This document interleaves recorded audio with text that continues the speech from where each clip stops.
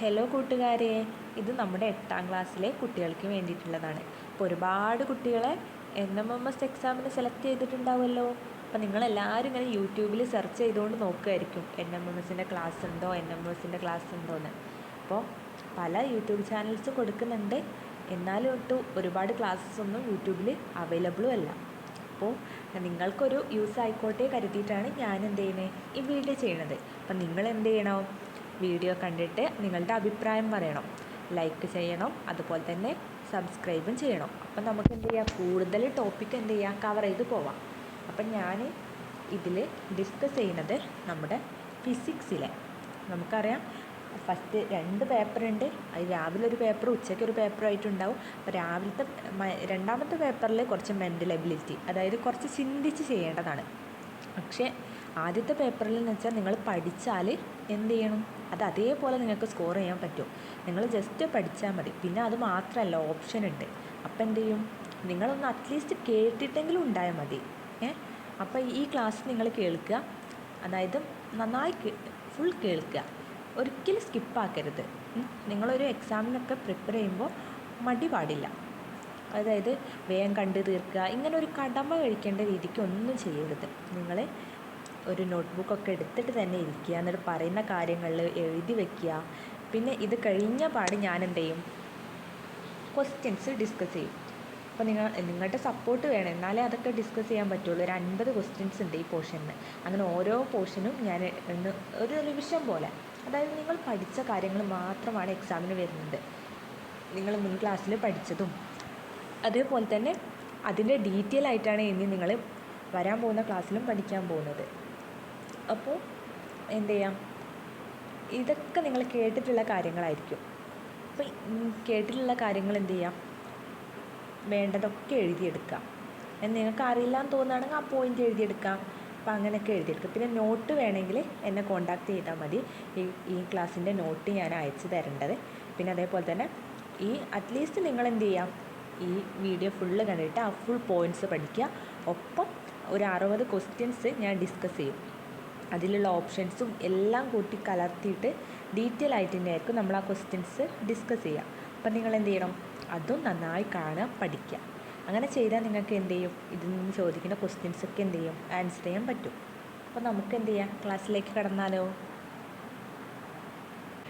അപ്പോൾ നമ്മളിന്ന് എടുക്കാൻ പോണ ടോപ്പിക്ക് എന്താണ്, ഫിസിക്സിലെ പ്രകാശം എന്ന് പറഞ്ഞതാണ്. അപ്പോൾ നിങ്ങൾ വെറുതെ കാണരുത്, എന്ത് ചെയ്യുക, നോട്ട്ബുക്ക് എടുക്കുക. നമ്മൾ എപ്പോഴും പഠിക്കുമ്പോൾ എന്ത് ചെയ്യണം, ഒരു നോട്ട്ബുക്ക് കയ്യിലുണ്ടാവണം. നിങ്ങൾ വെറുതെ കാണുമ്പോൾ എന്ത് ചെയ്യും, നിങ്ങൾ പാസീവായിരിക്കും. അപ്പോൾ ആക്റ്റീവ് ആവാൻ വേണ്ടിയിട്ട് എന്ത് ചെയ്യണം, നിങ്ങളുടെ ബ്രെയിൻ ആക്റ്റീവ് ആവേണ്ടത്. നിങ്ങളിങ്ങനെ ഉഷാറിലിരുന്നാലും എന്ത് ചെയ്യണം, നിങ്ങളുടെ ബ്രെയിന് ആക്റ്റീവ് ആയിരിക്കണമെങ്കിൽ ബ്രെയിൻ എന്തെങ്കിലും ചെയ്തുകൊണ്ടിരിക്കണം. അതിനാണ് നമ്മളൊരു പെന്നെടുത്തിട്ട് വേണ്ടതൊക്കെ എഴുതിയെടുക്കുന്നത്.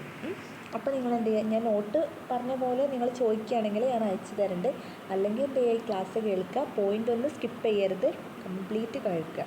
കാരണം സ്കിപ്പ് ചെയ്തിട്ട് മടി പിടിച്ചിട്ട് ഓടി കണ്ട് തീർക്കുക, ഇങ്ങനെ ആവരുത്. ഫുള്ള് എന്ത് ചെയ്യാം, പതുക്കെ തീർത്താൽ മതി. എന്നാൽ നിങ്ങൾക്ക് ബോറടിക്കില്ല. ഞാനിടയ്ക്ക് ഓരോന്ന് സംസാരിക്കേണ്ട, ഉദാഹരണം പറയേണ്ടത്, ഇങ്ങനെയൊക്കെ പോവാം. അപ്പോൾ നിങ്ങൾക്ക് എന്ത് ചെയ്യും, ബോറടിക്കില്ല. മറ്റേ നിങ്ങൾക്ക് എന്ത് ചെയ്യും, യൂട്യൂബ് ക്ലാസ് കാണാൻ പറഞ്ഞാൽ യൂട്യൂബ് ക്ലാസ് കാണുകയെന്ന് വെച്ചാൽ എത്ര മണിക്കൂറുണ്ട് ആദ്യം നോക്കൂ, ഇഷ്ടം പോലെ ഉണ്ടല്ലോ, എന്നാൽ പിന്നെ കാണണ്ട. അല്ലെങ്കിൽ എന്ത് ചെയ്യുക, സ്പീഡ് കൂട്ടില്ല, അങ്ങോട്ട് ഓടിച്ച് കാണുക. ഇങ്ങനെയൊക്കെ കണ്ടു കഴിയുമ്പോൾ നിങ്ങൾക്ക് എന്ത് ചെയ്യും, മടുക്കും. അപ്പോൾ നിങ്ങൾക്ക് അങ്ങനത്തെ ഒരു ചിന്തയിൽ കാണാതെ എന്ത് ചെയ്യുക, പഠിക്കണമെന്ന് വെച്ചിട്ട് കാണുക. അപ്പോൾ നമുക്ക് തുടങ്ങിയാലോ. അപ്പോൾ എന്താണ് ഈ പ്രകാശം? പ്രകാശം എന്ന് പറഞ്ഞാൽ എന്താണ്, പ്രകാശം ഒരു ഊർജ്ജരൂപമാണല്ലേ. അതെങ്ങനെ മനസ്സിലായി? അതുകൊണ്ടല്ലേ നിങ്ങൾ ഈ പ്രകാശോർജ്ജം എന്നൊക്കെ പറയുന്നത്. അപ്പോൾ പ്രകാശം ഒരു ഊർജ്ജരൂപമാണ്. ഈ പ്രകാശം ഉള്ളതുകൊണ്ട് എന്താ ഉപകാരം, നമുക്ക് കാണാൻ കഴിയുന്നില്ലേ. നമുക്ക് പകൽ കണ്ണ് കാണുന്നുണ്ട്, രാത്രി വെളിച്ചമില്ലെങ്കിൽ നമുക്ക് കണ്ണ് കാണുമോ? കറണ്ട് പോയാൽ കണ്ണ് കാണുമോ? ഇല്ല. കാരണം നമുക്ക് കാണണമെങ്കിൽ പ്രകാശം വേണം. അത് സൂര്യനിൽ നിന്നായാലും ബൾബിൽ നിന്നാണേലും എവിടെ നിന്നാണേലും നമുക്ക് എന്ത് മതി, പ്രകാശം കാണാൻ ആവശ്യമാണ്. അപ്പോൾ പ്രകാശം പ്രകൃതിയിലെ ഊർജ്ജരൂപങ്ങളിൽ വളരെ പ്രാധാന്യമുള്ള ഒന്നാണ്. നമ്മളെ സൂര്യനിൽ നിന്നൊക്കെ ലഭിക്കുന്നുണ്ട്. പ്രകാശം നമുക്കറിയാം പല മാധ്യമങ്ങളിലൂടെ സഞ്ചരിക്കും. പ്രകാശം നമുക്കറിയാം ബഹിരാകാശത്ത് നിന്ന് വരും, ശൂന്യതയിലൂടെ വരും, അങ്ങനെ നമ്മുടെ ഭൂമിയിലേക്ക് കടക്കും. ഭൂമിയിലേക്ക് കടന്നിട്ട് ഭൂമിയുടെ ഭൂമിയിലേക്ക് പ്രകാശം ശൂന്യതയിൽ നിന്ന് വന്ന് ഭൂമിയിലേക്ക് കടക്കും. ഇനിയിപ്പോൾ വെള്ളമുണ്ട് വിചാരിക്കുക, വെള്ളത്തിലൂടെ പ്രകാശം കടലിൻ്റെ അടി, നിങ്ങൾ കണ്ടിട്ടില്ലേ കടലിൻ്റെ അടിയിലേക്കൊക്കെ പ്രകാശം പോകും ഒരു പരിധി വരെ. അതുപോലെ നമുക്ക് ഒരു കുളമെടുത്തു വെള്ളം അനക്കാതെ വെച്ചാൽ നമുക്ക് അടിവശം കാണൂലേ, അടിവശത്ത് എന്തെങ്കിലുമൊക്കെ ഉണ്ടെങ്കിൽ നല്ല ക്ലിയർ ആയിട്ട് കാണൂലേ. അപ്പോൾ അത് എന്തുകൊണ്ടാണ്? പ്രകാശം അടിയിൽ വരെ സഞ്ചരിക്കുന്നുണ്ട്. അപ്പോൾ പ്രകാശം നമുക്കറിയാം ഏതിലൂടെയൊക്കെ, വായുവിലൂടെയും ജലത്തിലൂടെയും ഇങ്ങനെ പല മാധ്യമത്തിലൂടെയും സഞ്ചരിക്കുന്നുണ്ട്. അപ്പോൾ ഈ എല്ലാ മാധ്യമങ്ങളിലും സ്പീഡ് തുല്യമായിരിക്കുമോ? അതൊരിക്കലും ഇല്ലല്ല, അങ്ങനെ ആയിരിക്കില്ല. അപ്പോൾ നിങ്ങളോടൊരു ക്വസ്റ്റ്യൻ ചോദിക്കുകയാണ്, പ്രകാശത്തിൻ്റെ വേഗത എല്ലാ മാധ്യമങ്ങളിലും തുല്യമാണെന്ന് പറഞ്ഞാൽ നിങ്ങൾ എന്ത് പറയണം? അല്ല, ശൂന്യതയിൽ വേറെയാണ്, വെള്ളത്തിൽ വേറെയാണ്, വായുവിൽ വേറെയാണ്, ഇങ്ങനെ പറയാനറിയണം. അപ്പോൾ നിങ്ങൾ അത് മനസ്സിലാക്കിയിരിക്കണം. അപ്പോൾ ഈ ക്ലാസ് കേട്ടാൽ എന്ത് മനസ്സിലാക്കണം? പ്രകാശം, ഫസ്റ്റ് പോയിന്റ് നിങ്ങൾ മനസ്സിലാക്കേണ്ടത്, പ്രകാശം എന്താണ്? ഒരു ഊർജ രൂപമാണ്. എഴുതിക്കോളി, ഊർജ രൂപമാണ്. പ്രകാശം ഒരു ഊർജ രൂപമാണ്, എഴുതി വയ്ക്കുക. പിന്നെ അടുത്ത എന്താണ്? പ്രകാശത്തിൻ്റെ വേഗത. പ്രകാശത്തിൻ്റെ വേഗതയെ കുറിച്ച് പറയുമ്പോൾ പ്രകാശത്തിൻ്റെ വേഗത എന്താണ്? പല മാധ്യമങ്ങളിലും പലതാണ്, അല്ലേ? ഇനി പ്രകാശത്തിൻ്റെ ഓരോരോ സവിശേഷതകൾ നമുക്ക് പറയാം. ഒരു പ്രകാശം ഒരു വസ്തുവിൽ തട്ടി വിചാരിക്കാം. പ്രകാശം ഒരു വസ്തുവിൽ തട്ടി തിരിച്ച് പ്രതിഫലിക്കൂലേ, അതിനെയാണ് എന്തെന്ന് പറഞ്ഞത്? പ്രതിപതനം. നമ്മുടെ കണ്ണാടിയിലേക്കൊക്കെ വെളിച്ചം തട്ടിയാൽ കണ്ണാടി എന്ത് ചെയ്യും? അത് പ്രതിഫലിപ്പിക്കും. അതിനെയാണ് പ്രതിഫലിപ്പിക്കുന്നതിന് പിന്നെ എന്താ പറയുക? പ്രതിപതനം എന്നല്ലേ പറയാൻ പറ്റൂ. ഇപ്പോൾ ഒരു വസ്തുവിൽ തട്ടി അതിനെ പ്രതിഫലിപ്പിക്കുന്നതിന് എന്ത് പറയുന്നു? പ്രതിപതനം. അപ്പോൾ ഇനി ഏത് ക്ലാസ്സിലും ഏത് ക്വസ്റ്റ്യൻ പേപ്പറിലും എവിടെ പ്രതിപതനം എന്ന് കേട്ടാൽ എന്ത് ചെയ്യണം? ഓർത്ത് വയ്ക്കണം. ഓക്കെ, നിങ്ങൾ കേട്ടിട്ടുണ്ടാവും. ഇപ്പം നമ്മളൊരു റിവിഷൻ പോലെയാണ് എടുക്കുന്നത്. അപ്പോൾ നിങ്ങൾക്ക് എന്ത് ചെയ്യണം? ഓർമ്മ വേണം. ഓക്കെ. പിന്നെ പ്രകാശം നന്നായി പ്രതിഫലിപ്പിക്കുന്ന പ്രതലങ്ങളാണ് ദർപ്പണങ്ങൾ. അപ്പം ദർപ്പണം പറഞ്ഞാൽ എന്താണ്? കണ്ണാടിക്ക് ഒരു കഴിവുണ്ട്, പ്രകാശത്തെ നന്നായി പ്രതിഫലിപ്പിക്കാൻ കഴിയും. പിന്നെ ഒരു പോയിന്റ് ഞാൻ നേരത്തെ പറഞ്ഞോ ഇല്ലേന്നറിയില്ല, ഇനി ഞാൻ എന്തായാലും ചോദിക്കുക. പ്രകാശം നമ്മൾ പറഞ്ഞു പല മാധ്യമങ്ങളിൽ എന്ത് ചെയ്യണു? പല വേഗതയിലാണ് സഞ്ചരിക്കുന്നതെന്ന് പറഞ്ഞു. അപ്പോൾ പ്രകാശത്തിന് ഏറ്റവും വേഗത കൂടിയത് എവിടെയായിരിക്കും? നിങ്ങളൊന്ന് ആലോചിച്ച് നോക്കിയത് എവിടെയായിരിക്കും? ശൂന്യത. എവിടെയായിരിക്കും? ശൂന്യത. ഇത് ഓർത്ത് വെക്കണമെങ്കിൽ എന്താ ആലോചിക്കുക? പ്രത്യേകിച്ച് ശൂന്യതയിൽ ശല്യങ്ങളൊന്നുമില്ല. നമ്മുടെ ഭൂമിയിലല്ലേ ശല്യങ്ങളൊക്കെ ഉള്ളത്. അപ്പം ശൂന്യതയിൽ ആരോ ശല്യങ്ങളൊന്നുമില്ല. അപ്പോൾ പ്രകാശത്തിന് നല്ല സ്മൂത്തായിട്ട് സഞ്ചരിക്കാം, സ്പീഡിൽ സഞ്ചരിക്കാം. അപ്പോൾ ഇനി ആര് ചോദിച്ചാലും പറയില്ലേ പ്രകാശം എവിടെയാണ് ഏറ്റവും കൂടുതൽ സ്പീഡിൽ സഞ്ചരിക്കുക? ശൂന്യതയിൽ.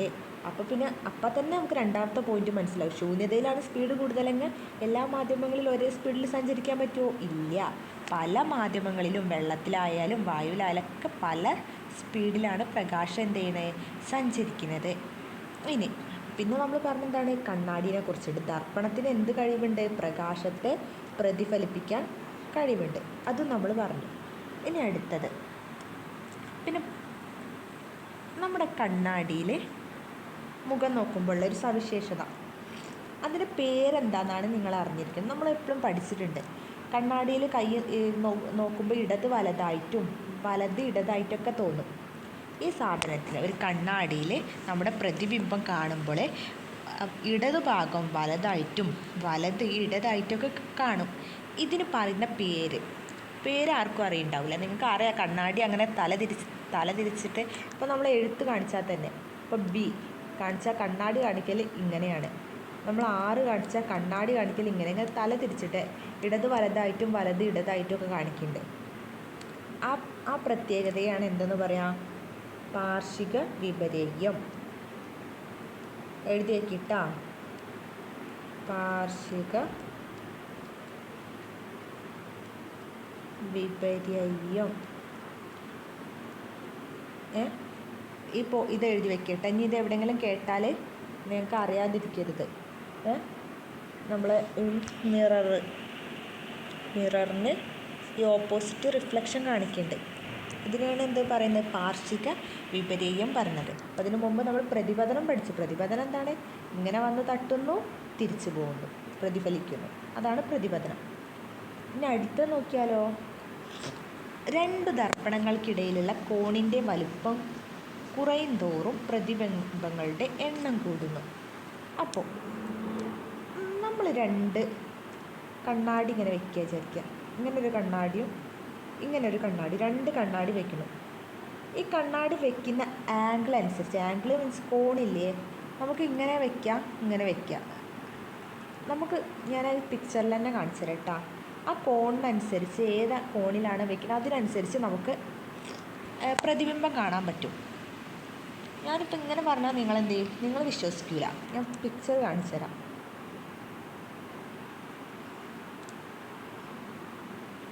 ഇപ്പം കണ്ടില്ലേ? ഈ പിക്ചർ നോക്കുക. ഞാൻ യൂട്യൂബിൽ നിന്ന് എടുത്തതാണ്.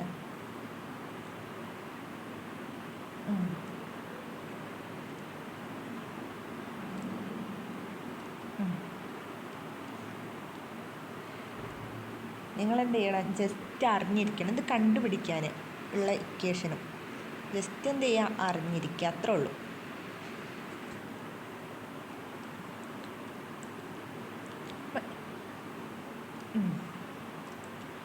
ഇതൊന്ന് നോക്കി. ഈ പിക്ചറില്ലേ, ഇതൊന്ന് നോക്കി. എത്ര ആംഗിളാണ്? 60 ഡിഗ്രി, 60 ഡിഗ്രിയാണ്. അപ്പോൾ എത്ര ഇമേജ് ഉണ്ടായിട്ടുണ്ട്? നമുക്ക് എണ്ണി നോക്കാം. 1. ഇതാണ് നമ്മുടെ ഒറിജിനൽ സാധനം. ഏത്? ഇതാണ് നമ്മുടെ ഒറിജിനൽ മെഴുകുതിരി. അപ്പോൾ അതിൻ്റെ 60 ഡിഗ്രിയിലാണ് ഇപ്പോൾ ഇത് വെച്ചിട്ടുള്ളത്. ഒരു മിററും ഇങ്ങനെ രണ്ട് കണ്ണാടിയാണ് വെച്ചിട്ടുള്ളത്. അപ്പോൾ നമ്മുടെ കോൺമാപിനൊക്കെ നമ്മൾ പഠിച്ചിട്ടില്ലേ? രണ്ടിൻ്റെ ഈ ആംഗിൾ എന്ത് ചെയ്യണം? 60 ഡിഗ്രി ആവണം. അതാണ് ഉദ്ദേശിച്ചിട്ടുള്ളത്. ഇപ്പോൾ 90 ആണെങ്കിൽ ഇങ്ങനെ രണ്ട് മിറർ വെക്കണം. ഇങ്ങനെ വെക്കുക.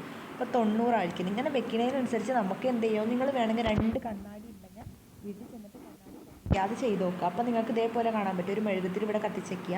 കൈ പൊള്ളിക്കൊന്നും ചെയ്യരുത്. അപ്പോൾ 1, 2, 3, 4, 5 ഇമേജ് കിട്ടി ഇല്ലേ? അപ്പോൾ നമ്മൾ എന്ത് ചെയ്യും? 5 ഇമേജ് കിട്ടി. അപ്പോൾ നമുക്ക് ഇത് കാണാനുള്ള ഒരു ഇക്വേഷൻ അറിയണം. അപ്പോൾ നമുക്ക് 90-ൽ വെച്ചപ്പോൾ എത്ര എണ്ണം കിട്ടി? ഇത് ഒറിജിനൽ 1, 2, 3 മൂന്നെണ്ണം കിട്ടിയില്ല. 90 ഡിഗ്രി ഇങ്ങനെ ഇവിടെ 90 ആക്കി വെച്ചപ്പോൾ 3 ഇമേജ് കിട്ടി. 60 ആക്കി വെച്ചപ്പോൾ എത്ര കിട്ടി? 5 കിട്ടി. ഇനി നമുക്ക് ഇങ്ങനെ എക്സാമിന് തന്നാൽ നമുക്ക് കണ്ണാടി വെച്ച് കണ്ടുപിടിക്കാൻ പറ്റുമോ? ഒരിക്കലും ഇല്ല. അപ്പം നമ്മൾ എന്ത് ചെയ്യണം? ഇക്വേഷന് പഠിച്ച് വെക്കണം. അങ്ങനെ ഇക്വേഷൻ പഠിച്ച് വെച്ചാൽ നമുക്ക് എന്ത് ചെയ്യണം? ഇട്ട് കൊടുത്താൽ മതി അല്ലേ? ഞാൻ ഇട്ട് കൊടുത്തുതരാം.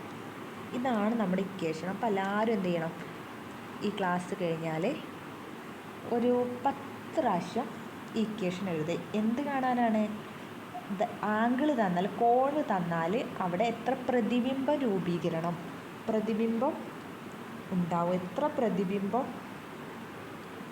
എത്ര പ്രതിബിംബം ഉണ്ടാകും, അത് കണ്ടുപിടിക്കാനുള്ള ഫോർമുലയാണ് എന്ത്? 360 ഡിഗ്രി. ഇത് കോമൺ ആണ്. എന്നിട്ട് എത്ര ആംഗിളാണ്? 360. അയ്യോ,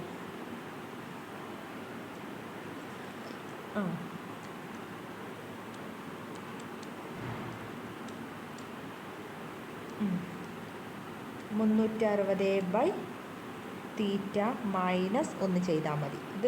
ഇത് കാണാതെ പഠിക്കുക. ഇത് ഒന്ന് ചെയ്തിട്ട് ഞാൻ കാണിച്ചു തരാം. ഇതിപ്പോൾ നമ്മൾ പിക്ചറിൽ കണ്ട് എത്ര എണ്ണം ഉണ്ടാവുന്നുണ്ട്? 3 എണ്ണം ഉണ്ടാവുന്നുണ്ട് 90 ഡിഗ്രിയിൽ വെച്ചാൽ അല്ലേ? 90 ഡിഗ്രിയിൽ വെച്ചാൽ 3 എണ്ണം ഉണ്ടാവണില്ലേ? നമുക്കൊന്ന് പരീക്ഷിച്ചാലോ അല്ലേ? വരി. അപ്പോൾ ഇക്വേഷൻ എന്താണ്? 360/θ. തീറ്റ എന്ന് പറഞ്ഞാൽ ആംഗിൾ -1. ഇതാണ് നമ്മുടെ ഇക്വേഷൻ. ഇതാണ് 10 പ്രാവശ്യം എഴുതേണ്ടത്. അപ്പം 360 എത്രയാണ് ഇവിടെ? 90 ചെയ്യുക -1 ഇത് അരിക്കാറിയാത്തവരെന്തേ സൈഡിലിട്ടായിരിക്കുക. 1 9 4 36. അപ്പം 4 - 1 ഈ 1. അങ്ങനെ നമുക്ക് കിട്ടുന്ന എത്രയാണ്? 3. ഓക്കെ, 3. അതേപോലെ തന്നെ 60. 360/60 - 1 എഴുതാൽ മതി. 0 0 6 6 36. 6 -1 എഴുതാൽ എത്ര? 5. പിന്നെ ഈ ബാക്കി എണ്ണങ്ങളൊക്കെ നിങ്ങൾ എന്ത് ചെയ്യണം? ഹോംവർക്കായിട്ട് ചെയ്യണം. ഓക്കെ, നിങ്ങൾക്ക് ഏത് ആംഗിൾ തന്നാലും, ഇപ്പം ഞാൻ വേറെ ആംഗിൾ എടുത്ത് 30 എടുത്ത് വിചാരിക്കാം. ഇപ്പം നിങ്ങളോട് ചോദിക്കുകയാണ്, ഒരു ക്വസ്റ്റ്യനാണ് കേട്ടോ. 2 കണ്ണാടി തന്നു. കണ്ണാടിക്കിടയിലുള്ള കോൺ എത്രയാണ്? 60 ഡിഗ്രി. അപ്പോൾ കണ്ണാടിയിൽ എത്ര പ്രതിബിംബം നമുക്ക് കാണാൻ കഴിയും? അപ്പം നിങ്ങൾക്ക് എന്താ ഇക്വേഷൻ അറിയാം? 360/60 - 1. അപ്പം ഇത് അറിയാത്തവരെന്ത് ചെയ്യുക? ഇവിടെ ഇട്ട് ഹരിക്കുക. 6 6 36. 6 6 36 360. 6 - പിന്നെ എത്ര ഉണ്ട്? 1 5. കിട്ടിയില്ലേ? അപ്പോൾ ബാക്കി എന്ത് ചെയ്യുക? നിങ്ങൾ ചെയ്യുക. അപ്പം നിങ്ങൾ ഒരു പോയിന്റ് മനസ്സിലാക്കണം. ആംഗിൾ കൂടുന്നതിനനുസരിച്ച് എന്ത് ചെയ്യണം? എന്തുണ്ടാവും? അതായത് നമ്മുടെ കോണിൻ്റെ അളവ് കൂട്ടി വരികയെന്ന് വിചാരിക്കാം. ആദ്യം എത്ര ഉണ്ടായിരുന്നത്? 30 ഉണ്ടായിരുന്നു. പിന്നെ അത് 45 പിന്നെ അത് 60 പിന്നെ 90 പിന്നെ 120. ഇങ്ങനെ കൂട്ടുന്നതിനനുസരിച്ച് പ്രതിബിംബങ്ങളുടെ എണ്ണം എന്ത് ചെയ്യും? കുറഞ്ഞ് വരും. ചെറിയ ആംഗിൾ, ഇവർക്ക് തമ്മിൽ ചെറിയ ആംഗിൾ വെച്ചാൽ കുറേ പ്രതിബിംബം കിട്ടും. ആംഗിൾ വലുതായാലും എന്ത് ചെയ്യും? ആകെ 2 എണ്ണമൊക്കെ കിട്ടണുള്ളൂ അല്ലേ? അതിനാണ് ഈ പട്ടിക. 30 വെച്ചപ്പോൾ 11 എണ്ണം കിട്ടി. 45 വെച്ചപ്പോൾ 7 എണ്ണം കിട്ടി. 60 വെച്ചപ്പോൾ 5 എണ്ണം കണ്ടില്ല? 60 വെച്ചപ്പോൾ 5 എണ്ണം. 90 വെച്ചപ്പോൾ നമ്മൾ ഇപ്പുറത്ത് കണ്ട് 3 എണ്ണം. 3 എണ്ണം കിട്ടി.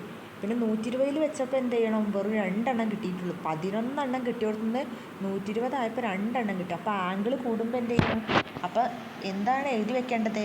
ദർപ്പണങ്ങൾക്കിടയിലുള്ള കോണിൻ്റെ വലിപ്പം കുറയും തോറും പ്രതിബിംബങ്ങളുടെ വലിപ്പം, കോണ് 30 ഡിഗ്രി അല്ലേ ചെറുത്, 30 അല്ലേ ചെറുത്.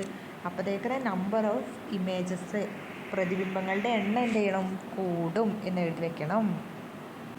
ഇനി നേരത്തെ നമ്മൾ കണ്ടത് പ്രതിഫലനം അല്ലേ? പിന്നെ പാർശ്വിക വിപര്യം, ഇടത് വലതായിട്ടും വലത് ഇടതായിട്ടും കാണുന്നത് നമ്മൾ പറഞ്ഞു. പ്രതിപതനം, പ്രതിഫലനമല്ല പ്രതിപതനം. പ്രകാശം പ്രതിഫലിക്കുന്നതിനാണ് പ്രതിപതനം എന്ന് പറയും. ഫലനം എന്ന് പറഞ്ഞാൽ പ്രതിഫലിപ്പിക്കുക. അത് അതേ ഒരു പ്രകാശം ഒരു വസ്തുവിൽ തട്ടി തിരിച്ചു വരികയാണെങ്കിൽ അതിനെയാണ് പ്രതിപതനം എന്ന് പറയുന്നത്. അപ്പോൾ നമ്മൾ പ്രതിപതനം കണ്ടു. ഓക്കെ, പ്രതിപതനം കണ്ടില്ലേ? നേരത്തെ ഞാൻ പ്രതിഫലനം എന്ന് പറഞ്ഞിട്ടുണ്ടെങ്കിൽ തെറ്റിട്ടാ. പ്രതിപതനം കണ്ടു, പാർശ്വിക വിപര്യം കണ്ടു. ഇനി നമുക്ക് വേറൊരു കാര്യം കണ്ടാലോ? വേറൊന്ന് നിങ്ങൾ കേട്ടിട്ടുണ്ടാവും. ദാറ്റ് ഈസ്, അതെന്താണ്? അപവർത്തനം. കേട്ടിട്ടുണ്ടോ? അപവർത്തനം. അതും എന്താണ്? പ്രകാശത്തിൻ്റെ മറ്റൊരു പ്രത്യേകതയാണ്. അത് നമുക്ക് പരിചയപ്പെടാം എന്താണെന്ന്. ഓക്കെ, ഞാനൊരു പിക്ചർ കാണിച്ചു തരാം കേട്ടോ. അപ്പം നിങ്ങൾക്ക് കുറച്ചുകൂടെ മനസ്സിലാവും. ഇതാണ് പിക്ചർ. കണ്ടില്ല? പ്രകാശം ഒരു മാധ്യമത്തിൽ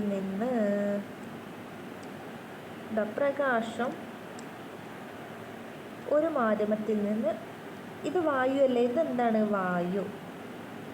എന്നിട്ട് വെള്ളത്തിലേക്ക് കിടക്കുന്നത്, വെള്ളമല്ലേ? വെള്ളത്തിൽ. അപ്പോൾ വേറെ മാധ്യമം അതിൽ അങ്ങോട്ട് കിടക്കുമ്പോൾ അതിൻ്റെ പാതയ്ക്ക് എന്ത് ചെയ്യണം? വിഭജന തലത്തിൽ വെച്ച് ഇവിടെ വെച്ചിട്ട് എന്ത് ചെയ്യും? ചെരിഞ്ഞ് പതിക്കണം കേട്ടോ. അപ്പോൾ ഒരു മാധ്യമത്തിൽ നിന്ന് മറ്റൊരു മാധ്യമത്തിലേക്ക് പ്രകാശരശ്മി ചെരിഞ്ഞ് പതിക്കുമ്പോൾ വിഭജന സ്ഥലത്ത് വെച്ചിട്ട് പ്രകാശരശ്മിക്ക് ഒരു വ്യതിയാനം ഉണ്ടാകുന്നുണ്ട്. അപ്പം അതിന് പറഞ്ഞ പേരാണ് അപവർത്തനം. ഈ പെൻസിൽ ഇങ്ങനെ മുറിഞ്ഞേൽക്ക് നമുക്ക് ഫീൽ ചെയ്യുന്നില്ലേ? അതെന്താണ്? അപവർത്തനം മൂലമാണ്. ഇപ്പോൾ പ്രകാശം ഇങ്ങനെ ചെരിഞ്ഞ് പതിക്കുമ്പോൾ അത് വേറൊരു മാധ്യമത്തിലേക്ക് പതിക്കുമ്പോൾ അതിൻ്റെ പാതയിൽ ഇങ്ങനെ എന്തുണ്ടാവുന്നുണ്ട്? ചെരിഞ്ഞ് പതിക്കുമ്പോൾ ഒരു വ്യതിയാനം ഉണ്ടാകുന്നുണ്ട്. ഈ വ്യതിയാനത്തിന് പറഞ്ഞ പേരാണ് അപവർത്തനം. അപ്പം അത് അറിഞ്ഞിരിക്കണം. അങ്ങനെ പെൻസിൽ ചെരിഞ്ഞിരിക്കുന്നതിനെയാണ് എന്തെന്ന് പറയുന്നത്, അപവർത്തനം എന്ന് പറയുന്നത്. ഇനി അപവർത്തനത്തിന് കുറച്ച് നിയമങ്ങളുണ്ട്. ഇതിന് പറഞ്ഞ ഞാൻ വരയ്ക്കട്ടെ, അവിടെ വരയ്ക്കാം. ഇത് നിങ്ങളും വരച്ചേക്കണം നോട്ട്ബുക്കിൽ. ഇങ്ങനെ വരയ്ക്കുക. എന്നിട്ട് എന്ത് ചെയ്യുക, ഇങ്ങനെ പ്രകാശം വരയ്ക്കുക, ഇങ്ങനെ വരയ്ക്കുക. ഓക്കെ, പ്രകാശം ഇങ്ങനെ വരുന്നുണ്ട്, എന്നിട്ട് പിന്നെ ഇങ്ങനെ പോകുന്നുണ്ട്. ചെരിഞ്ഞും സ്കെയിലുണ്ടെങ്കിൽ കൃത്യമായിട്ട് വരയ്ക്കാൻ പറ്റുമായിരുന്നു. ഓക്കെ, പ്രകാശം ഇങ്ങനെ വരുന്നുണ്ട്. അപ്പോൾ ഇത് നമ്മളെപ്പോഴും ഇങ്ങനെ ഒരു ലംബത്തെ വെച്ചിട്ടാണ് പറയുക, കോണ് പറയാൻ വേണ്ടിയിട്ട്. അപ്പോൾ ഇതാണ് ഈ ലംബമില്ലേ, ഇങ്ങനെയുള്ള ലംബം. ഈ ലംബവുമായിട്ട് ഇൻസിഡൻ്റ് ചെയ്യുന്നത്, അതായത് പതിക്കുന്നത് ഉണ്ടാക്കുന്ന ഈ കോണിനെ പറഞ്ഞ പേരെന്താണ്? പതനകോൺ. പതിക്കുമ്പോൾ ഉണ്ടാക്കുന്ന കോൺ എന്താണ്? പതനകോൺ. ഇതെന്താണ്? പതനകോൺ. അപ്പോൾ ഈ വരുന്ന രശ്മിക്ക് എന്തായിരിക്കും പറയാം? പതന രശ്മി. ആരാണ്? പതന രശ്മി. അപ്പം പിന്നെ പ്രതിഫലിച്ചിട്ടുണ്ടാവുന്നതിനെ പറഞ്ഞ പേരെന്താണ്? പ്രതിഫലന കോൺ എന്ന് പറയാം, അല്ലെങ്കിൽ പ്രതിപതന രശ്മി എന്ന് പറയാം. പ്രതിഫലനല്ല കേട്ടോ, പതന രശ്മി. ഇത് പ്രതിപതിക്കുകയല്ലേ ചെയ്തത്. അപ്പോൾ ഈ പ്രതിപതന രശ്മി, പതനരശ്മി, പ്രതിപതന രശ്മി മാധ്യമങ്ങളുടെ വിഭജനത്തിന് ലംബമായി പതനബിന്ദുവിൽ വലിക്കുന്ന ലംബം എന്നിവയൊക്കെ ഒരേ തരത്തിലായിരിക്കും. അതായത് നമ്മുടെ അപവർത്തന നിയമം എന്താ പറയുന്നതെന്ന് വെച്ചാൽ പതന രശ്മിയും അതേപോലെ തന്നെ പ്രതിപതന രശ്മിയും പതനരശ്മിയും പ്രതിപതന രശ്മിയും ലംബവും ഒരേ തലത്തിലായിരിക്കും. ഇത് മൂന്നും എന്താണ്? ഒരേ തലത്തിലല്ലേ? ഇതാണ് പറഞ്ഞത്. പതനതും പ്രതിപതനവും, പതനം, പ്രതിപതനം, ലംബം. പിന്നെ ഇതിന് നമ്മൾ എന്താ എടുക്കുകയെന്നറിയോ? എന്തെടുക്കും? ഇതെന്തെടുക്കും? ആറെടുക്കും. അപ്പോൾ സൈനും കോസൊന്നും അറിയില്ലെങ്കിലും നിങ്ങളെ പഠിച്ചിരിക്കുക സൈൻ ആറ്. ഇതിൻ്റെ രണ്ടിൻ്റെ സൈൻ എടുത്ത് നമുക്കൊരു സ്ഥിരാങ്കം കിട്ടും.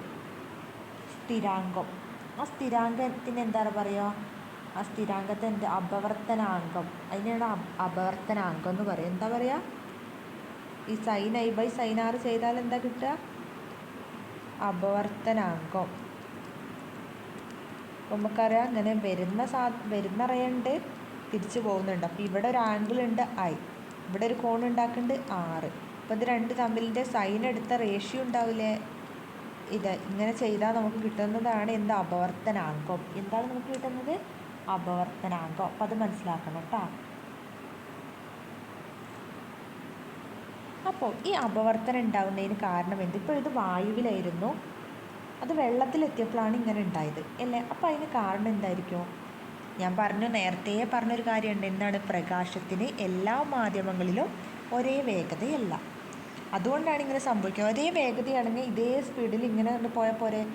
സ്പീഡിലുള്ള വ്യത്യാസം കൊണ്ട് ഒരു കാറ് സ്പീഡിൽ വന്ന് പെട്ടെന്ന് കട്ട് റോഡ് വന്നു, അപ്പോൾ പിന്നെ അത് ഇങ്ങനെ ആവൂലേ? അതേപോലെ തന്നെയാണ് ഇങ്ങനെ പോണ സാധനം ഇങ്ങനെ ഒരു ഇതാവണില്ലേ? അതാണ് പ്രതിപതനമൊക്കെ ഉണ്ടാവുന്നത്. ഓക്കെ, ഇനി വേറൊരു കാര്യം അറിഞ്ഞിരിക്കണം. അതൊക്കെ ഇങ്ങനെ വൺ വേർഡ് ക്വസ്റ്റ്യൻസ് ആയിട്ട് ക്വസ്റ്റ്യൻസിൽ വരാൻ കിടക്കുന്നതാണ്. അപ്പോൾ നിങ്ങൾ എന്ത് ചെയ്യണം? വെറുതെ കണ്ട് പോകരുത്, മനസ്സിലാക്കണം, എഴുതിയെടുക്കണം. നോട്ട് എന്ത് ചെയ്യാൻ വേണ്ടവർ ചോദിക്കുക.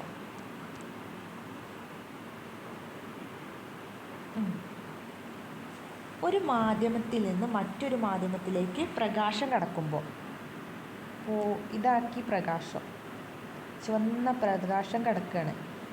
അപ്പോൾ ഇത് സാന്ദ്രത കുറഞ്ഞ സ്ഥലത്ത്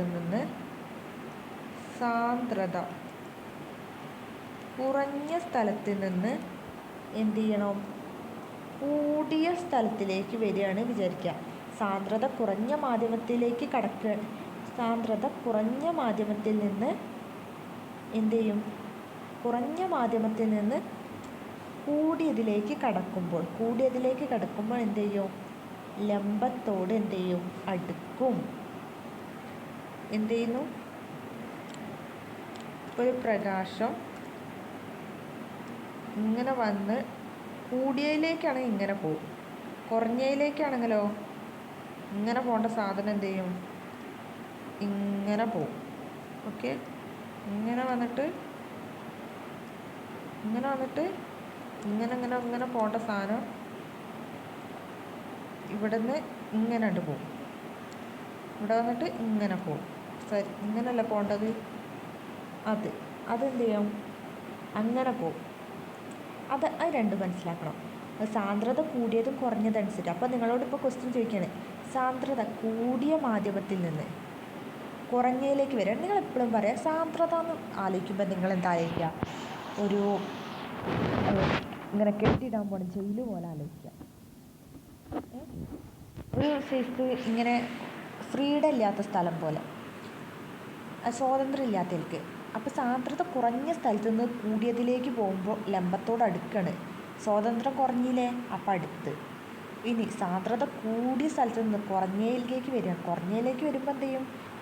ഫ്രീഡം കിട്ടി. അപ്പം എന്ത് ചെയ്യും? ഇങ്ങനെ പോയിട്ട് നല്ല സ്വാതന്ത്ര്യം, എവിടേക്കും സഞ്ചരിക്കാം. മറ്റേ കൂടിയ സ്ഥലമാണ്. കൂടിയ സ്ഥലമാകുമ്പോൾ ഇപ്പോൾ ടീച്ചർ നല്ല സ്ട്രിക്റ്റാണ്. അപ്പോൾ നിങ്ങൾ എന്ത് ചെയ്യും? അടങ്ങി ഒതുങ്ങിയിരിക്കണം. മറ്റേ എന്ത് ചെയ്യുക? നിങ്ങൾക്ക് പാറിപ്പാറിന് എവിടെയെങ്കിലും പോയിരിക്കാം.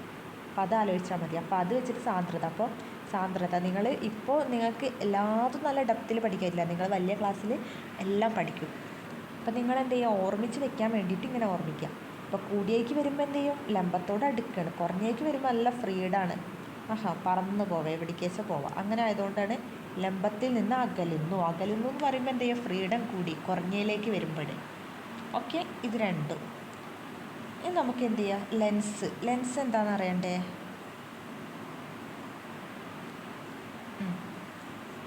നമുക്കറിയാം കോൺകേവ് ലെൻസ് ഉണ്ട്, കോൺവെക്സ് ലെൻസ് ഉണ്ട്, സമതല ലെൻസ് രണ്ട് തരത്തിലുണ്ട്. മിററാണെങ്കിൽ കോൺകേവ് മിറർ ഉണ്ട്, കോൺവെക്സ് മിറർ ഉണ്ട്, സമതല ദർപ്പണമുണ്ട്. അപ്പോൾ രണ്ട് തരത്തിലുള്ള ലെൻസ് ഉണ്ട്. രണ്ട് വക്രതാലങ്ങളുള്ള സുതാര്യമായൊരു മാധ്യമമാണ് ലെൻസ്. അപ്പോൾ ഈ ലെൻസിൻ്റെ പിക്ചർ കണ്ട് എപ്പോഴും തിരിച്ചറിയാൻ പറ്റണം. ഇതാരാണ്? കോൺവെക്സ്. ഇങ്ങനെ ഇരിക്കുന്നത് ആരാണ്? കോൺകേവ്. ഓക്കെ, കോൺവെക്സും കോൺകേവും. ഇത് കണ്ടില്ല, കേവ് പോലെ. നിങ്ങൾ ആലോചിക്കുക, ഗുഹ ഒക്കെ പോലെ, രണ്ട് ഭാഗത്തേക്കും ഗുഹ. ഇതിന് പിന്നെ അങ്ങനെയില്ല, ഇതിന് കോൺവെക്സ് ആണ്. അപ്പോൾ കേവ് എന്ന് പറയുമ്പോൾ അങ്ങനെ ഗുഹ പോലെ ഉണ്ട് കേട്ടോ. അത് ആലോചിച്ചിട്ട് പിക്ചർ നിങ്ങൾ കണ്ടാൽ തിരിച്ചറിയണം. പിന്നെ ഗ്ലാസ് സ്ലാബിലൂടെ കടന്നു പോകുന്ന പ്രകാശരശ്മിക്ക് അപവർത്തനം സംഭവിക്കുന്നത് മൂലം ഈ അപവർത്തനം സംഭവിക്കുന്നതുകൊണ്ടാണ് ഇങ്ങനെ പ്രകാശത്തിൽ ഇങ്ങനെ വരേണ്ട സാധനം ഇങ്ങനെ പോണില്ല, വളഞ്ഞ് തിരിഞ്ഞൊക്കെ പോണില്ല. അത് കാരണം എന്താണ്? ഈ അപവർത്തനം കൊണ്ടാണ്. അപവർത്തനം കൊണ്ടാണ്. ഗ്ലാസ് സ്ലാബിലായാലും ഇങ്ങോട്ടൊക്കെ ഇവിടുന്ന് വരികയാണ് വിചാരിക്കുക. ഇങ്ങനെ വന്നിട്ട് ഇങ്ങനെ പോകേണ്ട ആളാണ്, എന്നിട്ട് ലംബത്തോടടുത്തിട്ടാണ് വന്നത് അല്ലേ? അപ്പം നിങ്ങളോട് ചോദിക്കണേ, ഇത് സാന്ദ്രത കൂടിയതാണോ കുറഞ്ഞതാണോ? ഇത് സാന്ദ്രത കുറഞ്ഞുകൊണ്ടാണ്, ഇത് കൂടിയതുകൊണ്ടാണ് അടുത്തേക്ക് വന്നത്. കുറഞ്ഞതാണെങ്കിൽ ഇങ്ങനെയല്ലേ പോകേണ്ടത്? ഇങ്ങനെ കുത്തിലൂടെ പോകേണ്ട ആൾ ഇങ്ങനെ പോവുകയാണെങ്കിൽ കുറഞ്ഞതിലേക്ക് വന്ന് ഇങ്ങനെ അടുത്തേക്ക് വന്നാൽ കൂടിയതിലേക്ക് വന്നു. ഇതെന്ത് ചെയ്യണം? മനസ്സിലാക്കണം. ഇനി അടുത്തതാണ് എന്താണ് പ്രകീർണനം. പഠിക്കണം എന്താണ് പ്രകീർണനം. ഒരു സമന്വിത പ്രകാശം, ഇപ്പോൾ ഒരു വെള്ള ലൈറ്റ് കണ്ടില്ല വരുന്നത്, വെള്ള ലൈറ്റ്. ഇത് വന്നിട്ട് അതിൻ്റെ ഘടകവർണ്ണങ്ങൾ അതിലടങ്ങിയിരിക്കുന്ന വെള്ളയിൽ നമുക്കറിയാം എല്ലാതും അടങ്ങിയിട്ടുണ്ടെന്ന്. അങ്ങനെ അതിൻ്റെ എല്ലാ കളറുമായിട്ട് മാറുന്ന ഈ പ്രക്രിയയാണ് എന്തെന്ന് പറയുന്നത്? പ്രകീർത്തനം. അപ്പോൾ പ്രകീർണനം എന്ന് പറഞ്ഞാൽ എന്താണ്? ഘടകവർണ്ണങ്ങളായി മാറുന്നതിനെയാണ് പ്രകീർണനം അല്ലെങ്കിൽ ഡിസ്പേഴ്സൺ എന്നൊക്കെ പറയും. അപ്പോൾ അതെന്താണ് പ്രകീർണനം. നേരത്തെ പ്രകീർത്തനം എന്ന് പറഞ്ഞാൽ അങ്ങനെ പറഞ്ഞെങ്കിൽ സോറി കേട്ടോ. പ്രകീർണനം അല്ലെങ്കിൽ ഡിസ്പേഴ്സൺ എന്നൊക്കെ പറയാം. ഓക്കെ. പ്രകീർണനം ഘടകവർണ്ണങ്ങളായി മാറില്ല. അപ്പോൾ ഇത് എപ്പോഴും ചോദിക്കും എന്താണ് അതിൽ പറയുക. അതുപോലെ ഇങ്ങനെ വന്നിട്ട് ഇങ്ങനെ വരുമ്പോൾ പാതയ്ക്ക് വ്യതിയാനം സംഭവിച്ച ആരാണ്? അപവർത്തനം. ഇങ്ങനെ ഘടകവർണ്ണങ്ങളായിട്ട് മാറുക. ഘടകവർണ്ണങ്ങളിൽ നിന്ന് കേൾക്കുമ്പോൾ തന്നെ എഴുതണം എന്താണ്? പ്രകീർണനം. പിന്നെ നമ്മൾ ഓരോ വസ്തുവിനെ കാണും. ഇപ്പോൾ ഈ കിളീനെ നിങ്ങൾ കണ്ട്, ഇത് എത്ര നേരം നിങ്ങളുടെ മൈൻഡിൽ നിൽക്കും? ഈ കിളീനെ ഞാൻ മായ്ച്ച് ഇപ്പോഴും നിങ്ങളുടെ കുറച്ച് സമയം നിങ്ങൾ ആ കിളീനെ വീണ്ടും കണ്ടില്ലേ? ഞാൻ വേറെ ഇപ്പോൾ ഞാൻ ഒരു ബട്ടർഫ്ലൈനെ വരയ്ക്കുക, പെട്ടെന്ന് കുറച്ച് കഴിഞ്ഞാൽ മായും. എന്നിട്ടും നിങ്ങളുടെ മനസ്സിൽ അത് കുറച്ച് നേരം ഉണ്ടാവും. ഈ ബട്ടർഫ്ലൈ നിങ്ങളുടെ മനസ്സിലൊരു തുള്ളി നേരം നിൽക്കില്ല. അത് എത്ര സെക്കൻഡ് അറിയോ? എത്ര സെക്കൻഡാണ്? 1/60 സെക്കൻഡ്. 1/16 സെക്കൻഡാണ്. 1/16 സെക്കൻഡ് സമയം നമുക്ക് എന്ത് ചെയ്യും? നമ്മുടെ മനസ്സിലൊരു കാര്യം കണ്ടാൽ അത് നമ്മുടെ മനസ്സിൽ നിൽക്കും. പിന്നെ ഇനി വിസരണം, സ്കാറ്ററിങ്, വിസരണം. ഇനി അടുത്തത് നമ്മളിപ്പോൾ എന്തൊക്കെ പഠിച്ചു? പ്രതിപതനം, അപവർത്തനം. പിന്നെ ഘടകവർണ്ണങ്ങളായി മാറുന്നതിന് എന്താണ്? പ്രകീർണനം. ഘടകം എന്നൊക്കെ ആലോചിക്കുക. പിന്നെ ആരാ പഠിച്ചത്? പിന്നെ നമ്മൾ കണ്ണിൽ 1/16 സെക്കൻഡ് നിലനിൽക്കും. ഇതിനെ പറഞ്ഞ പേര് നമ്മൾ അറിയണ്ടേ? ഇതിനെയാണ് വീക്ഷണ സ്ഥിരത എന്ന് പറയുന്നത്. വീക്ഷണ സ്ഥിരത. ഓക്കെ, വീക്ഷണ സ്ഥിരത. പിന്നെ പ്രകാശം ഒരു മാധ്യമത്തിൽ പൊടിപടലങ്ങളൊക്കെ, നമ്മുടെ വായു എന്ന് പറഞ്ഞാൽ അവിടെ പല പൊടിപടലങ്ങളൊക്കെ ഉണ്ട്, നമുക്ക് കാണാൻ പറ്റില്ല. അപ്പോൾ ലൈറ്റിന് അവിടെയൊക്കെ തട്ടിയാൽ എന്ത് ചെയ്യും? അതിങ്ങനെ ചെതറും. അങ്ങനെ ക്രമരഹിതമായി പ്രതിഫലിപ്പിക്കും. നല്ലപോലെ ക്രമമായി പ്രതിഫലിപ്പിക്കും ചെയ്യും. ചിലത് ഇങ്ങനെ അങ്ങോട്ടും ഇങ്ങോട്ടും ഇങ്ങനെയൊക്കെ പ്രതിഫലിപ്പിക്കും. ഇതിനെയാണ് എന്തെന്ന് പറഞ്ഞത്? വിസരണം.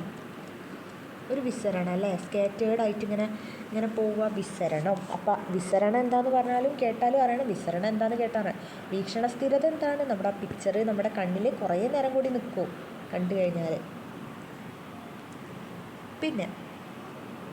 പിന്നെ നിങ്ങളോട് ചോദിക്കുന്ന ഒരു ക്വസ്റ്റ്യനുമായിട്ട് ബന്ധപ്പെട്ട അടുത്ത പോയിന്റ് പറയാം. എന്തുകൊണ്ട് ഈ മൂടൽ മഞ്ഞും പൊടിപടലങ്ങളും പുകയൊക്കെയുള്ള സ്ഥലത്ത് എന്ത് ചെയ്യണം? വസ്തുക്കളെ കാണാൻ വേണ്ടിയിട്ട് നമ്മൾ ഓരോ സിഗ്നൽ ഉപയോഗിക്കില്ല. ഇപ്പം നമ്മൾ വണ്ടി വരുമ്പോൾ വണ്ടിയുടെ എടുത്ത് ചുവപ്പ് പച്ച, ട്രെയിൻ വരുമ്പോൾ ചുവപ്പ് പച്ച മഞ്ഞ, ഇങ്ങനെയൊക്കെ ഓരോ സിഗ്നൽ ഉപയോഗിക്കില്ലേ? ഇതേപോലെ ഇപ്പോൾ പുക ആകെപ്പാടെ മഞ്ഞ് മൂടിയത്, പുറത്തിറങ്ങിയാൽ നല്ലപോലെ കാഴ്ചയൊന്നും കാണാൻ പറ്റാത്ത വിധത്തിൽ മഞ്ഞ് മൂടിയ സ്ഥലത്ത് നമ്മൾ എന്ത് ചെയ്യുമെന്നറിയോ? യെല്ലോ ലൈറ്റ് ഉപയോഗിക്കും. എന്തുകൊണ്ട് ഈ മഞ്ഞ ലൈറ്റ് ഉപയോഗിക്കുന്നതെന്നറിയോ? ഈ മഞ്ഞയ്ക്ക് കൂടുതൽ സഞ്ചരിക്കാൻ പറ്റും. അതിനെന്താണ്? വിസരണം കുറവാണ്. എന്താണ് ഇത്? വിസരണം കുറവാണ്. വിസരണം എന്താണ്? കുറവാണ്. അപ്പം മഞ്ഞ പൊടിപടലങ്ങളിലും മൂടൽ മണ്ണിലൊക്കെ തട്ടിയിട്ട് അതിന് വിസരണം കുറവാണ്. താരതമ്യ തരംഗദൈർഘ്യം എന്ന് പറഞ്ഞാൽ വേവ് ലെങ്ത്താണ്. നിങ്ങൾക്കിപ്പോൾ മനസ്സിലാവില്ല, നിങ്ങൾ ജസ്റ്റ് ആലോചിക്കുക. അതിന് കുറേ നീളത്തിൽ സഞ്ചരിക്കാൻ പറ്റുന്നതാണ്. അതിൻ്റെ വേവ് ലെങ്ത്താണ്.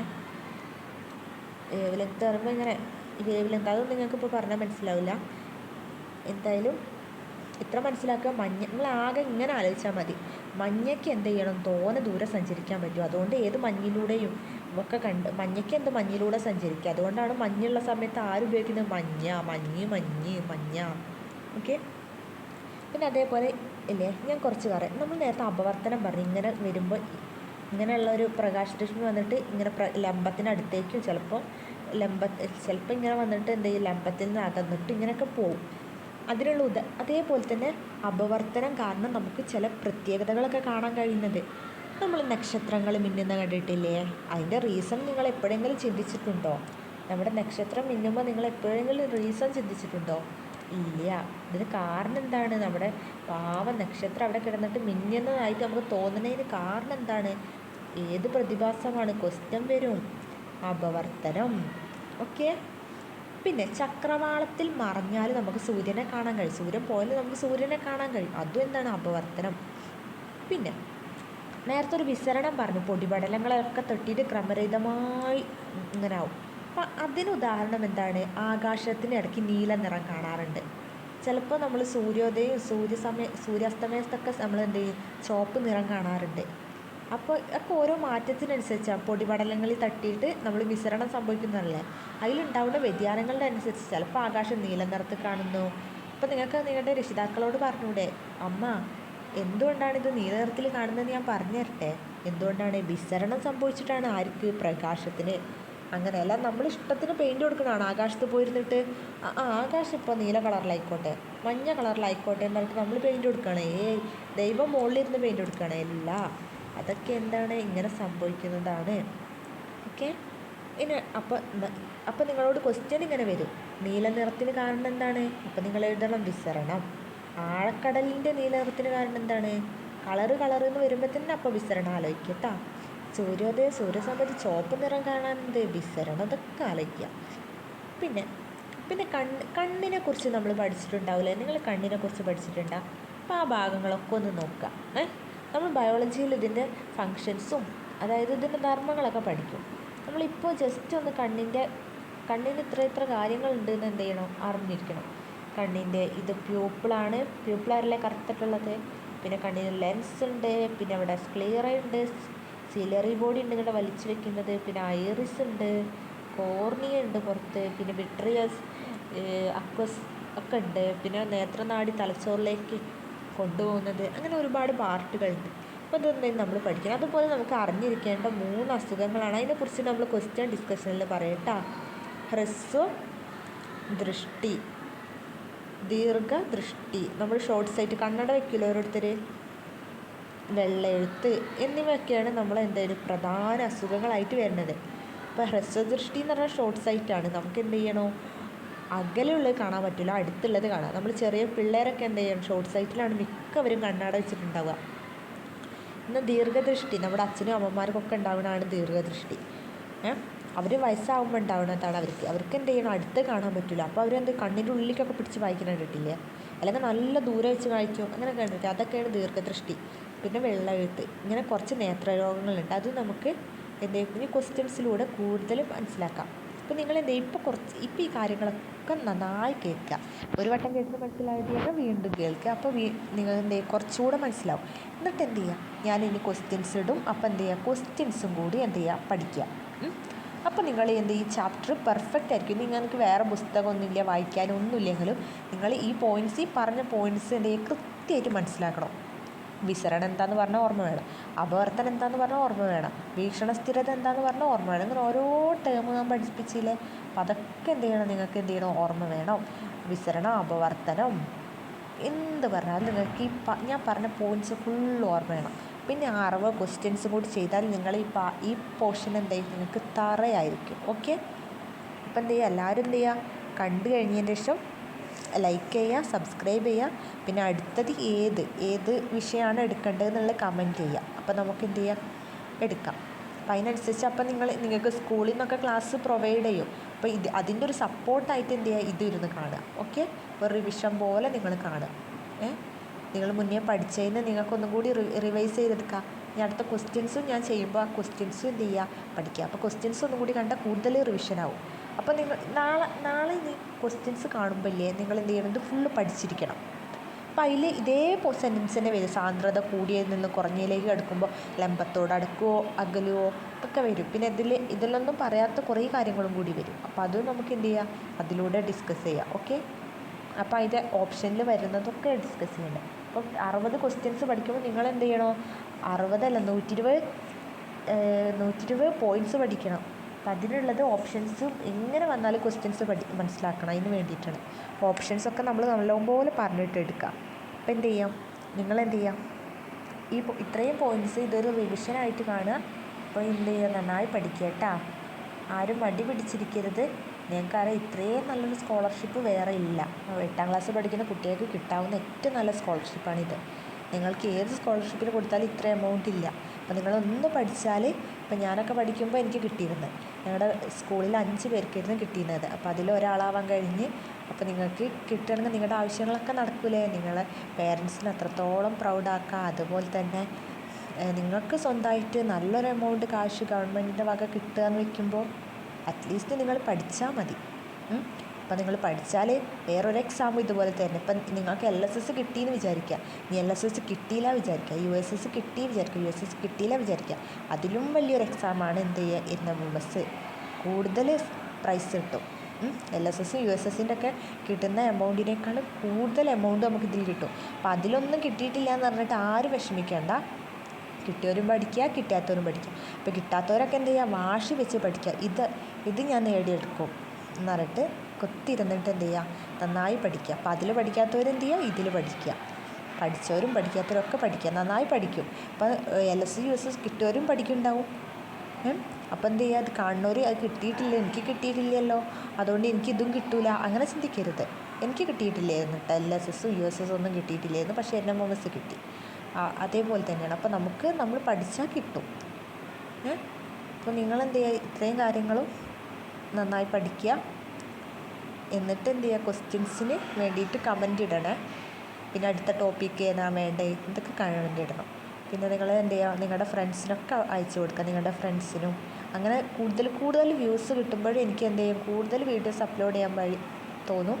അത് നിങ്ങൾക്ക് എന്ത് ചെയ്യും, കൂടുതൽ നോളജ് കിട്ടുകയും ചെയ്യും.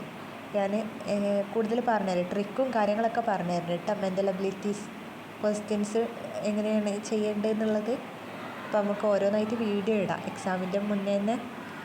പരമാവധിയൊക്കെ നിങ്ങളുടെ സപ്പോർട്ടിനനുസരിച്ച് തീർക്കാൻ നോക്കാം. Okay, thank you.